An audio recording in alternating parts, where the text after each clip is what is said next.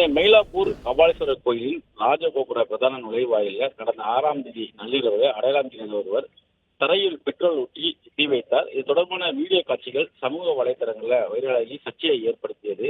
ஒரு பழமை வாய்ந்த கோயில்ல அறங்காவல்துறை சார்பாக பாதுகாவலர் இரவு நேரத்தில் நியமிக்கப்படவில்லை என்ற ஒரு குற்றச்சாட்டும் நிலவியது.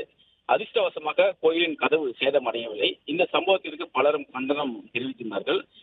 கபாலீஸ்வரர் கோயில் நிர்வாகம் சார்பில் மயிலாப்பூர் காவலத்திலும் புகார்கள் கொடுக்கப்பட்டன. புகாரின் பேரில் மயிலாப்பூர் காவல் துணை ஆணையர் தலைமையிலான போலீசார் தேடி வந்தார்கள். இந்த நிலையில்தான் தீனதயாளன் என்ற நபரை தற்போது இன்று காலை போலீசார் கைது செய்திருந்தார்கள்.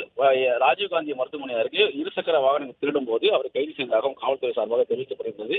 தற்போது அவர் தீ வைத்து கொளுத்திய சிசிடிவி காட்சிகள் வெளியாகி இருக்கின்றன.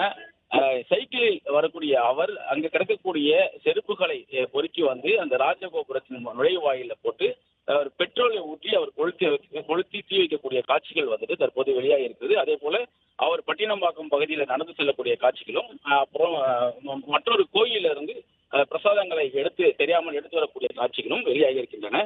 தற்போது தீனதயாளன் ஏற்கனவே பல்லாவரம், வெசநகர் உள்ளிட்ட பகுதிகளிலும் இதே போன்று பெட்ரோல் ஊற்றி தீ வைத்து இருப்பதும் தெரிய வந்திருக்கிறது. முன்னுக்கு முரணாக போலீசாரிடம் தகவல் தெரிவிப்பதாகவும், சிவன் தான் தன்னை கொளுத்த சொல்வதாகவும், நாங்கள் பார்க்காத ஜெயலா என்ற தோணியில அவர் பேசி வருவதாகவும் காவல்துறை சார்பாக தெரிவிக்கப்படுகிறது.